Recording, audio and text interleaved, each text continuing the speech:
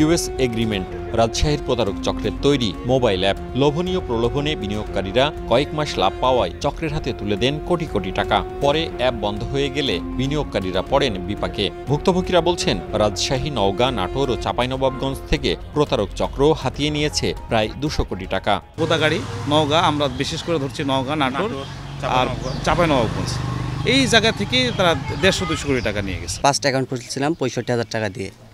তারপরে কিছুদিন 15-20 দিন পরে অ্যাকাউন্টটা মার গেছে। তারপরে কোনো টাকা উইথড্র যায়নি, উইথড্র দিতে পারছি। এখন তো কোনোটাই নাই, মানে সবগুলাই তো হারাই গেছে।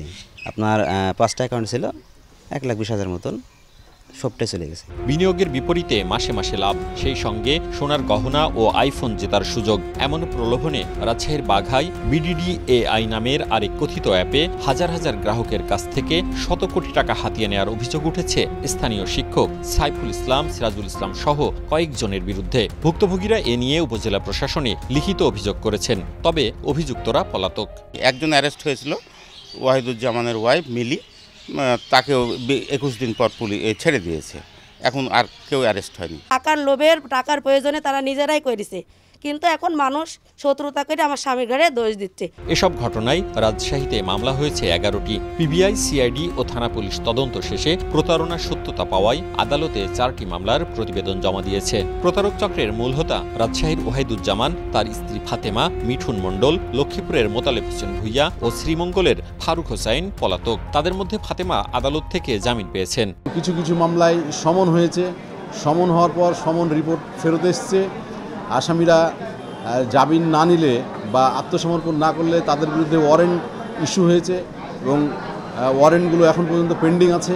এর আগে দুবাই ভিত্তিক MTFE 2023 সালের আগস্টে প্রায় 11,000 কোটি টাকা আত্মসাৎ করে গায়েব হয়ে যায়, যার হাজারো বিনিয়োগকারী ছিল রাজশাহীর। এছাড়া দুবাই ভিত্তিক আল্টিমা, ইমুভি প্ল্যান সহ কয়েকটি অ্যাপ রাজশাহীতে গ্রাহক তৈরি করে হাজার কোটি টাকা হাতিয়ে নেয়। এসবে একাধিক মামলা হলেও তদন্ত শেষ করতে পারেনি তদন্তকারী সংস্থা।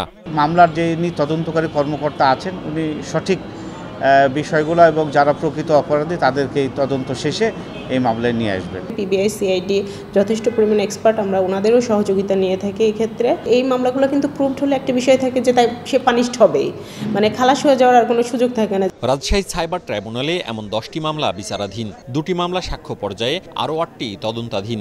আমলি আদালত ও থানায় দায়ের হওয়া মামলার বেশিরভাগই তদন্ত পর্যায়ে। সব প্রতারণার মূল হোতারা ধরাছোঁয়ার বাইরে। মওদুদ রানা, সময় সংবাদ, রাজশাহী।